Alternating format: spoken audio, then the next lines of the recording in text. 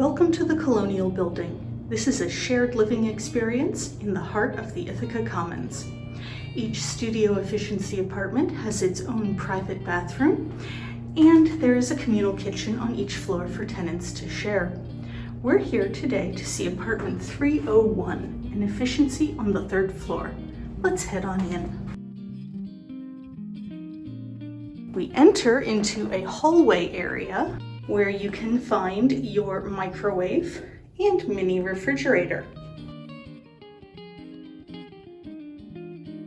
At the other end of the hallway is your living area with 5 pieces of furniture, a desk and desk chair, a full-size bed, a dresser, and a bookcase.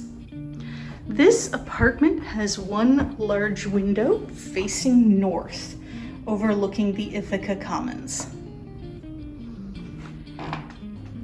Each studio efficiency also comes with plenty of closet space. One great feature of the Colonial building is the intercom system, so you can buzz your friends up. We'll finish in the bathroom. A nice bathroom with a vanity and medicine cabinet, and a shower and tub combo.